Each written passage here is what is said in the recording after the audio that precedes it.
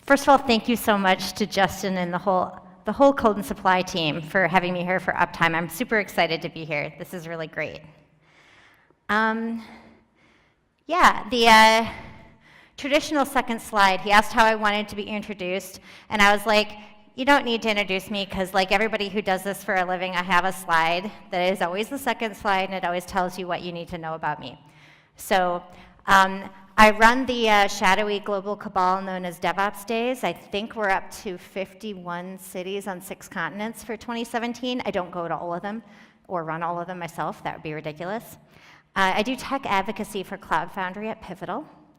I live in Minneapolis, and I podcast with Arrested DevOps. So some of you, if you're thinking to yourself, that's why she sounds familiar. Yeah, that's why. Okay, and I did ops stuff for a job from 1999 until 2015. I was on call for production, which I think probably broke me in a deep way, which is why I report up through marketing now. And I got to tell you, by the way, when someone like, say, Andrew Clay Schaefer, who I work for, tells you, come with me if you want to live, you won't be on call anymore, it'll be great. That's true, but there will be 3 a.m. flights from time to time, so I'm not sure if, DevRel or on call is actually worse for your sleep. Okay, a little bit of a level set. The name of this conference alone, about uptime, implies that we're thinking about our, sites and their reliability and all that. And I just want to say right now, you probably shouldn't strive for uptime. Sorry, not sorry. We can't actually control the fact that everything will be tending towards maximum chaos. And we live in a world of increasing entropy, and your distributed systems, spoiler alert, are going to exist in a state of continuous partial failure at all times. So that is kind of the level set of that's where we're starting from. Whoops. But at the same time, that's a pretty hopeful place to start because it implies that we're building systems that we can comprehend, that we can modify and change and adapt and get them to do everything we want to do, even if they are not conventionally up at any given time. And by the way, yes, this is from Settlers of Catan. The robbers are coming, no matter what. Whoa, that's exciting. Thank you for punctuating my point. The robbers are coming, okay? The barbarians are at the gates. The thundering herd of hordes of people who want to, use your site are coming. I mean, we hope. Otherwise, why do you have the site? And I want to just, one more little Settlers of Catan moment. I want to point out that there's a lot of celebration in our industry for people who do the really cool pioneering thing. And they YOLO something out to production that later you're on call for. How many people in this room, by the way, are either on call now or have been on call before? Yeah, the vast majority of the room. So you know how something works for some values of works, and then later, not so much. That's why I like to focus on not just, if you go with Simon Wardley's Pioneers, Settlers, Town Planners model, okay, maybe Town Planner is too boring, but let's be settlers. I like how Laura Bell says this. Let's focus on making something that not only works enough to put it in front of customers, but works enough that it's repeatable, works enough that it's sustainable, works enough that it doesn't wake us up at night with that stuff that gives us all, way too much on-call PTSD. Okay. So yeah, that's basically, that's my bias right there, is I'm hashtag team ops life. The last job I had where I was on call, I am not on call for Pivotal right now, but the last job I had where I was on call, I was building this little website that was sort of like Netflix, if Netflix were much smaller and mostly Korean soap opera, and started running Docker in production in October 2013, when I'm pretty sure the main thing on Docker's website was Blink that said, under no circumstances should you run this in production, and we were like, YOLO. And sometimes YOLO works out, because they got acquired by Warner Brothers. But I think I use this to illustrate that even if you're operating at an adorably tiny scale, there's still an awful lot of stuff you need to do between we got something working once And we're going to keep something working sustainably when some really important pop star in Korea is like on the show or whatever and talking about it. So it's kind of that tension between, obviously we want everything fast and we want everything now, but we also want everything to be repeatable and sustainable. And the stuff we were doing and the stuff I'm seeing a lot in Pivotal's customers since then is like, okay, say for example, microservices are all the rage. All right, that's cool, but as Tim Gross, who I worked for at Drama Fever, liked to put it, there's conservation of complexity. So if you trade in IPC for network lag, like, have you made it better? I mean, maybe. It just depends on what your trade-offs are, but picking the architecture du jour is not necessarily going to give you something with better uptime or availability or maintainability or any of the other abilities that you might want. So some people have been on call for that. I want to point out that this is where you need more observability. You need, something like distributed tracing projects like Zipkin, or startups in the space like Honeycomb, are doing really interesting work to make sure that your complex distributed systems are still queryable and understandable by you. And okay, so like the idealist in me wants to believe that you can decompose your monolith into, perfectly monitored microservices and have everything be okay, TM. But again, I should point out I was on call for like 15 years, so I have seen an awful lot of usually self-induced failure states. And sometimes it happens because you get too cute, or you get too overconfident, or you are pretty sure it probably works. Spoiler alert, it probably doesn't. But I think there's a lot of like, what can we do if we are operating from the assumption that all of us, the devs and the ops and everybody else, the people with DevOps in their title, God help us, everybody is doing the best that they can. Like, how do we make sure that we're building something that we can, have it not be a horrible disaster, or at least not keep us up at night far too much?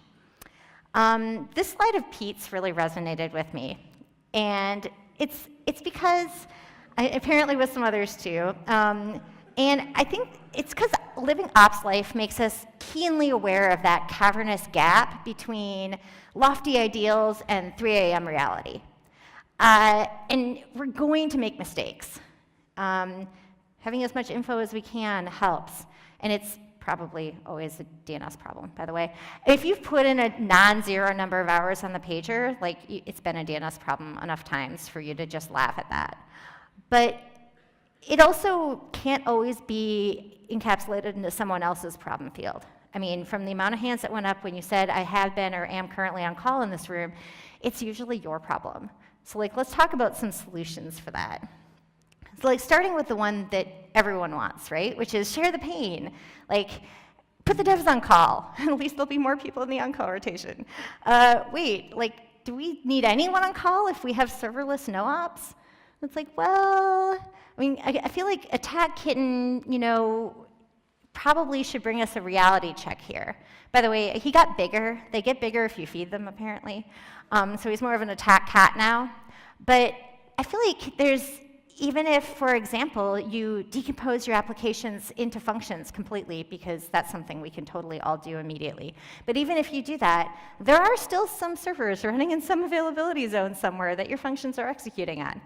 Maybe you have significantly less control over them, which is great because you don't get paged for them as servers, but you still might get paged when, the 500s in your application go nuts, right? So I feel like more debuggability across our complex interconnected systems makes a big difference. So again, go talk to Charity about that. By the way, Joe and I do have another cat. Iria is 16 and has no patience for Attack Kitten's nonsense. And it kind of reminds me, like, humans, like cats, are focused pretty strongly on the in-group and the out-group. Are these our people who we have some affinity and some sympathy with? Or is it like, no, nope? And this is, the tribalism and fashion in tech are really strong. Like, it's basically, what does this mean for our organizations? Is what I like to think about. Like, For example, hype is just that. Like, no one has actually built or is going to build anything that will make us all never get paged again. Like, sorry, not sorry, that doesn't exist, right? But no one is going to build their infrastructure, at least I hope no one builds their infrastructure by running a Markov bot against the front page of Hacker News and picking all of the exciting buzzwords du jour and like YOLOing those out to production. That's probably not what's going to happen either. But even if we don't want hype-driven development or resume-driven development, we do care a lot about what other people are doing. I mean, we have to, that's our jobs, right? Like, we care a lot about what's current and what matters, and what the current state of the art and where everything is or, is improving or can improve is. And like that brings us to serverless. For example, like reality check, and if you can't read that, when I was doing a conference talk title at one point, and Keynote asked if for serverless I meant servers. And I was like, yeah, you're not wrong. Like, yes, there are servers somewhere. However, being all curmudgeonly and being like, oh, in the 90s we had blah, blah, blah, like that's not a super constructive way to move forward. It's just when someone gets really excited about something that they heard over lunch or drinks with a vendor, like, you probably need to ask, okay, this exciting new thing that you want, how will this help us? What are we trying to accomplish with it? I mean, there was one time I was in a meeting where a very excited young gentleman really wanted to write a custom Erlang message bus. And I was like, that's cool, what problem are we trying to solve? And to his credit, he said, I'm trying to solve the problem of I want to write an Erlang message bus. I was like, okay, I mean, that's fair. But like, I think it's incumbent upon those of us with the responsibility for making sure this stuff doesn't fall down to ask why. Why do you want to add these 3 new levels of complexity to our architecture? What are we going to gain from it? I mean, hopefully great things, but it's important to ask those questions. And I think it's often because people get really excited about day 1, and like, I got news for you, day 1 is really short, and day 2 is probably forever. Like, until the heat death of the universe or your company shuts down or one or the other, So whatever decisions you make, you're probably going to have to live with for a while. So that's not that you should be Department of No, but it is important to ask why. And for example, like, microservices are not going to prevent your 2 pizza teams from needing to have conversations with one another over that pizza. Like, any kind of, hipster architecture that people love at the moment is not necessarily going to solve every problem that exists inside an organization, especially if most of the problems are that we really don't want to have to talk to those people. And if we build something that's decoupled from them, we don't have to.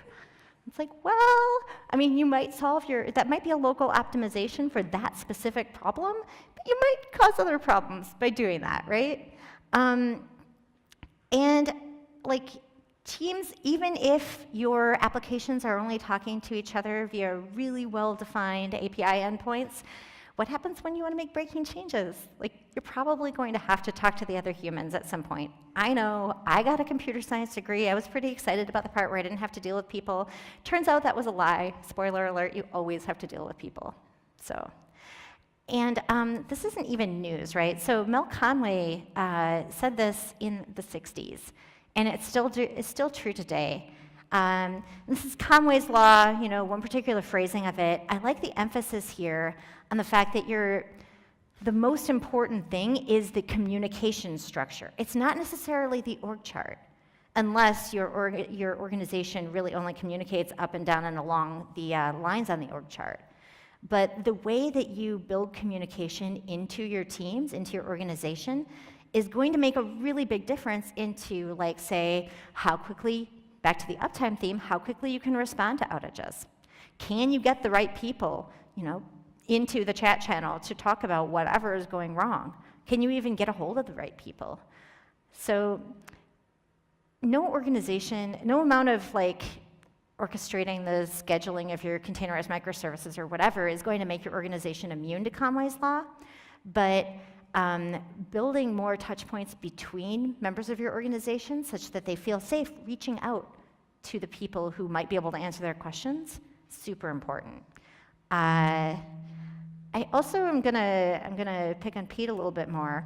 I'm gonna say, like, you know, again, at my last ops gig, my boss and I were the main people who understood our artisanally hand-whittled, you know, series of microservices, which means, of course, we left within 4 days of each other.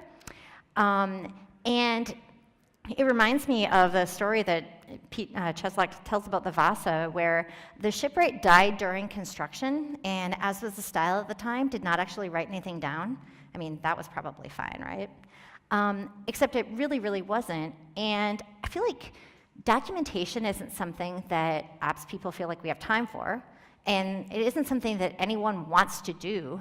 And it also kind of feels pointless if everything is a moving target and you put some stuff in Confluence that no one's ever going to read, and if they do, it's going to be wrong.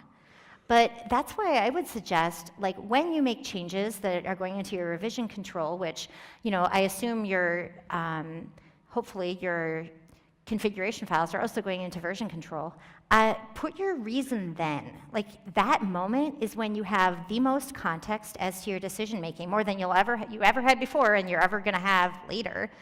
And later, you know, say 6 months from then, when you're on call and it's the middle of the night and you're trying to remember why, you'll be very happy at past you for having written a detailed commit message that isn't, like, fixed. Because we've all written that commit message. Just go back and change it. Okay, so, like, in a perfect world, everybody would just be DevOpsing without effort, right? Like, everything would just be simple and easy. This, by the way, is a super Jeep. My spouse and I went for our 20th anniversary to Iceland, and we hiked on glaciers and rode in super Jeeps, which are amazing. But I was thinking, like, it's so easy to think about your ideal world. And if we architect everything inside our organizations, and that word sounds stupid, so let's just be realistic and say, like, if all the decisions we make are assuming the best case scenario, we're always going to be disappointed. Having a plan to move past something that isn't the best case scenario, like we went hiking on a glacier, it was March. It was actually melting, and it was kind of a wet glacier, and it was soggy water in our boots, and we still had fun. But, like, we were okay with things not going as planned is super important. Okay, so, like, for example, for team ops, like, it's really important with developers to not just be like, good luck, have fun, here's some AWS access keys, I'm sure it'll all work out. Like, obviously that's not how you onboard people into, you know, being on call or doing anything to touch your infrastructure. In the real world, I mean, I hope. But I think there's also the problem of, like, if somebody has mostly focused on feature development, they probably don't have the fundamental cynicism of ops people who assume that all software will betray them. And so they might do something that seems very reasonable, but does not come with quite enough paranoia. Okay, so you need to build guardrails in so that, sure, you've documented and, like, you know, shared whatever access you need to, but you've also built the right sort of automation so that when you're letting somebody, I mean, we've all seen the stuff where somebody is, like, a new developer who accidentally deleted the production database, and it's like, okay, that wasn't your fault, because even if you're the one who deleted it, there should have been people who would have made a decision to not make that possible.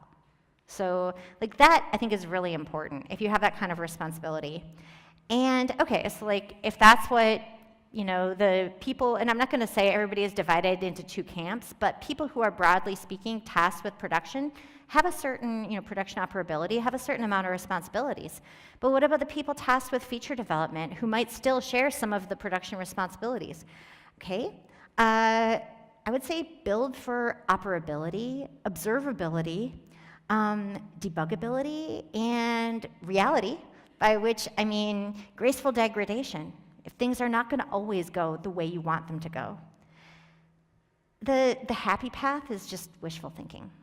Like, feature teams could start by writing health checks that aren't aspirational. Like, unless you're running This Is Fine Dog as a service, you probably shouldn't return 200 OK under all circumstances on your, you know, is this OK endpoint. I have actually seen this. And while it's true that will never alert, you might be sad that it never alerts. And if you can't write a health check that returns an unambiguous answer, like if your health check realistically is going to answer, well, then like that microservice isn't micro enough. Like there are too many things in there if you can't answer, is this working, yes or no? Especially if you're deciding whether or not to bounce something out of, say, a load balancer. Okay, so I use this wall of confusion slide a lot. This is an old, classic diagram showing like the development and operations interaction inside organizations, but I remix it because I think it's really more like this.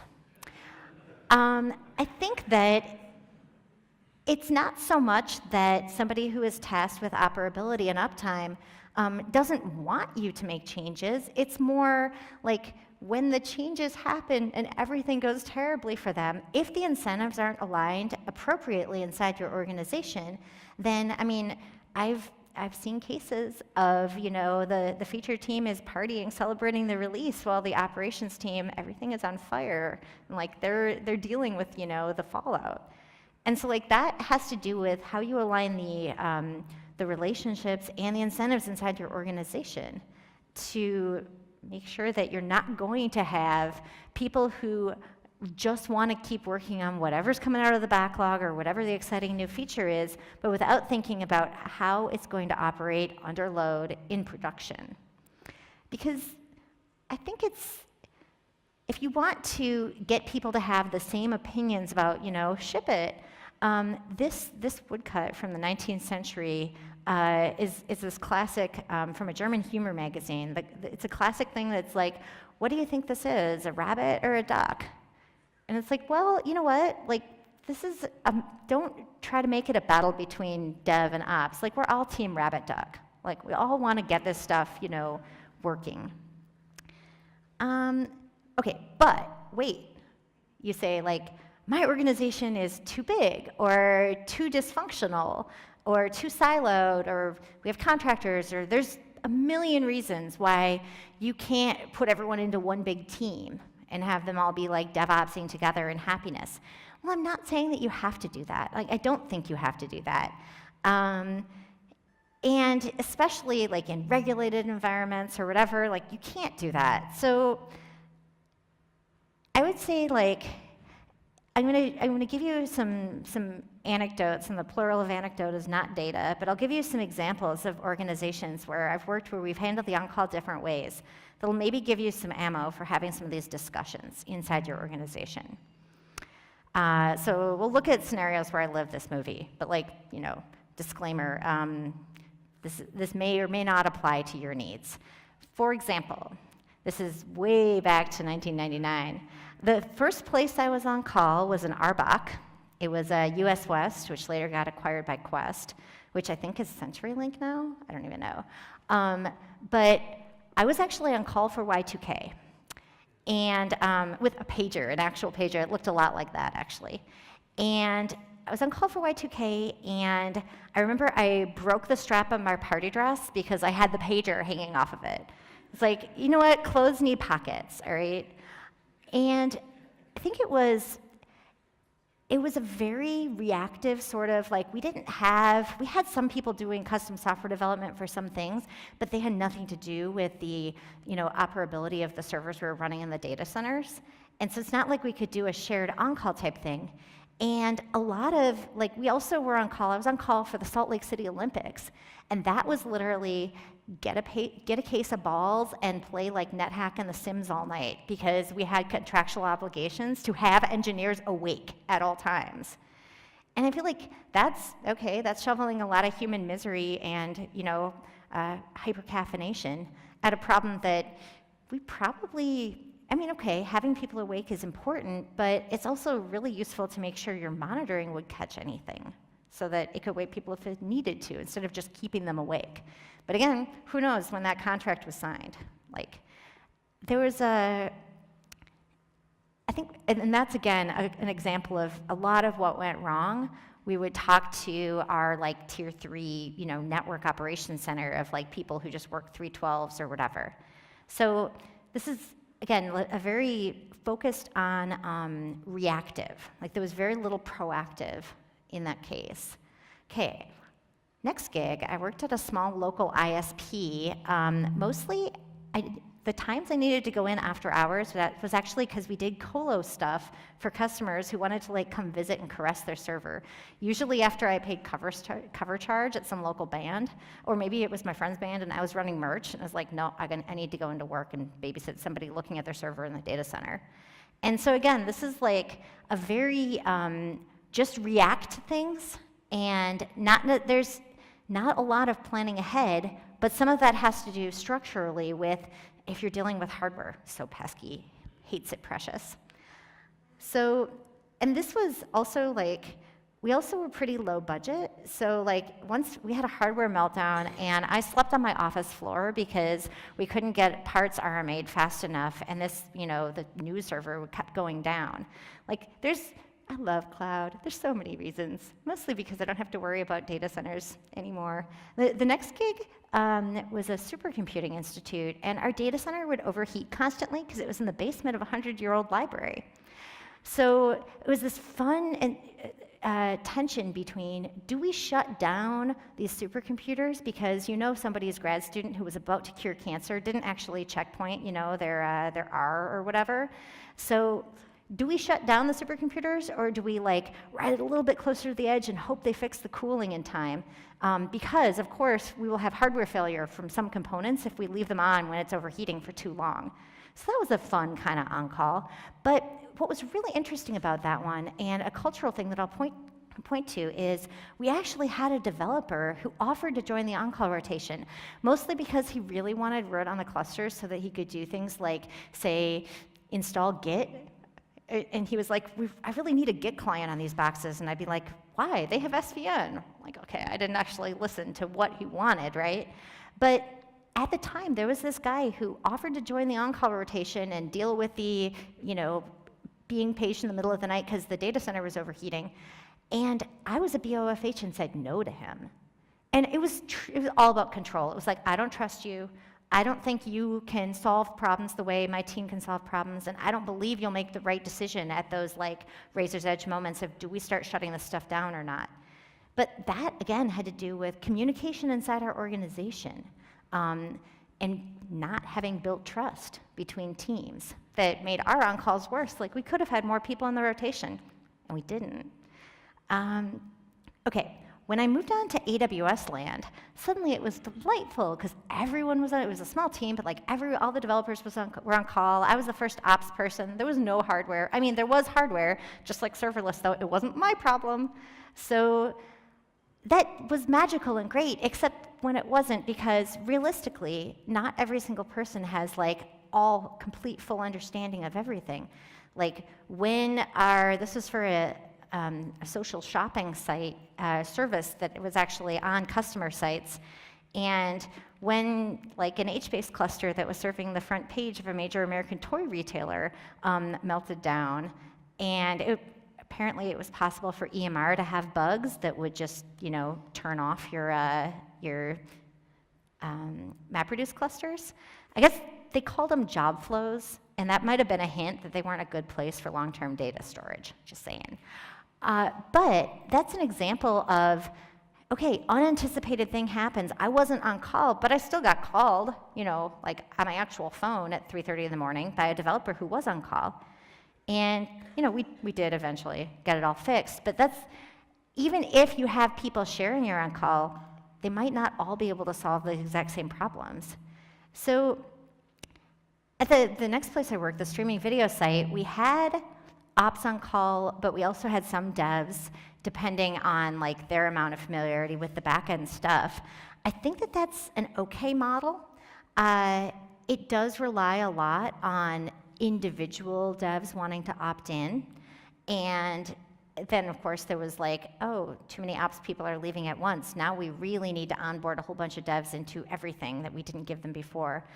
Especially in AWS, I think it was valuable to give a certain amount of read-only access to production. Again, modulo whatever regulation stuff you have, If it's possible to give people as much access to see what customers are really experiencing, you don't have to do quite as much modeling, which is often imaginary, right? I mean, like, your test data is never going to be exactly like production in scale, if nothing else. And not to mention, unexpected inputs. So I think it's really valuable to get anyone who's interacting with your systems as much read-only if necessary access to the real systems as possible, just to give them the information that they need. And at Pivotal, I am not on call, but I can give you a few examples of how it works a little better. Larger teams, obviously, but a lot of on-call segmentation based on specific kinds of alerts going to different teams. There are 3 ops teams in California and Ireland and China, and they haven't perfectly implemented Follow the Sun for absolutely every service yet, and that's a goal. But I think when it's possible to keep the on-call burden from being really disruptive to people's lives, like Alice Goldfuss did a hashtag on-call selfie that you can go look at on Twitter and just see people talking about the kind of impact that 24/7 type on-call has on their lives. Anything you can do to mitigate that in your organizations, especially if you can do some kind of follow the sun, is super helpful. Okay, so what does this all come down to? I would say your Goldilocks zone is when you can have the right people get alerted, but only when necessary and actionable. And this means investing in your architecture and your observability and your culture. For example, architecture, okay. We want self-healing and redundancy and all these great things that Schaefer is talking about here. We want being able to react to the reality of continuous partial failure. And the architectural considerations such as microservices can really save your bacon or your vegan breakfast strips or whatever. Hey, I'm a vegetarian hipster. I'm totally eating soy-based bacon-like stuff. But basically, you don't want on-call to have to be an all or nothing, wherever you can. If you can split it up across your organization so that there's some things that can wait till morning and go to the team that actually knows something about it, that's really valuable. Okay, the containers and functions as a service stuff, they're implementation details, right? So they're features, whatever features you use of your particular cloud, implementation details. They matter, but they aren't the main goal here. The main goal is self-healing and redundancy. You're basically going to be treating your infrastructure as an entire fleet or an armada, not one yacht that you gave a name to. Because if you're, I was down at DevOps Days Sydney and looking at, cautionary tales, warning signs. This one, it was it's interesting that you would show me this sign once I'm already in the park, is what I was thinking. It's that's not super helpful, okay?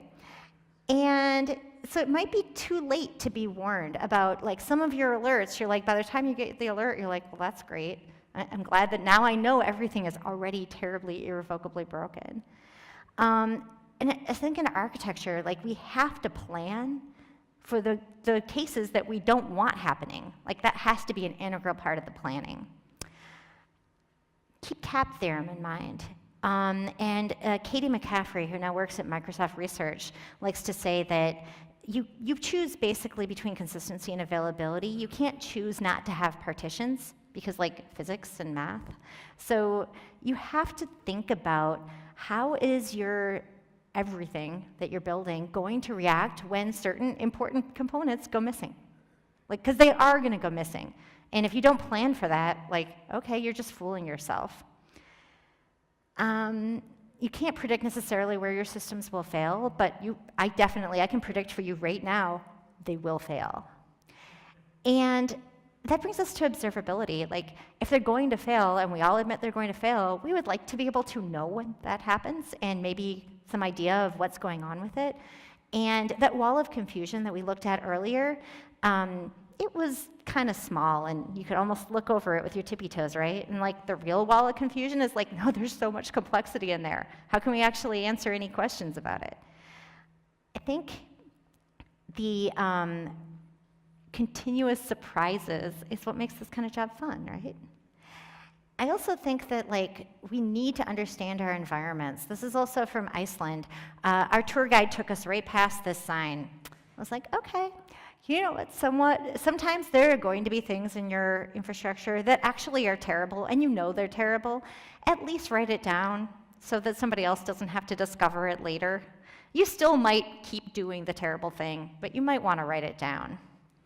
Because the way we used to monitor everything versus like, oh, we would just have a whole bunch of checks for when things got too full or too overloaded or too broken, is not super useful compared to modern monitoring. I recommend, I don't have enough time to talk about it in detail, so I recommend everybody go read James Turnbull wrote a great book called The Art of Monitoring. And it's all about figuring out how to monitor so it's not such a reactive way. Very handy, like this sort of stuff. You want to be looking at the things your business cares about, or your organization of whatever sort cares about, as well as the things the people who are tasked with this stuff care about. And that gives us the kind of collaboration that we want to see. And like, we have a great need and desire to work with the other people in our organizations and not have it be a terrible disaster. We don't want it, basically, we don't want it to be like this. Again, signs in Australia were very disturbing. This is another beach. And there was a warning about the birds. And I was like, that's interesting, especially their recommendations. Like, okay, how many times have you written documentation that's basically, you shouldn't do that? It's like, that's not very helpful. I'm already there. I'm already on this beach. Like, I don't want your recommendation that I shouldn't be doing this. Whatever terrible thing I'm doing, I'm already here. Give me answers. And that's why I say, like, I like to kind of glibly say this. I gave a talk called this a few times last year, and this is totally a lie, right? It's not. I mean, computers are hard, and people are harder, and you put them together, and that's harder still. Like we have, on Arrested DevOps, we had Cheslock and Charity Majors come on and talk about, after the whole left pad incident, if any of you remember that was amusing. But we talked about who owns your availability. Spoiler alert, you. So basically, you're not going to have a simple solution to all this stuff. You're not going to have, I can't give you an easy answer. What I can tell you is that just giving a bunch of people, paging in the middle of the night and trying to patch over the holes in your infrastructure with that is not going to help. Like, you have to build for maintainability. You have to build for the systems being a system that your humans can and want to be part of. So that's pretty much that. Like, we should not just throw more bodies into the maw of human misery that is on-call. Like, we need to build systems that are actually maintainable by humans and have them not be horribly miserable. And that's pretty much that. We'll get a chance to talk on the break if you're into any of this stuff, or if you're super hyper obsessed with details like me and this bothers you. And like, if you're this sort of person, you're probably my sort of people. I'd love to chat. So thanks.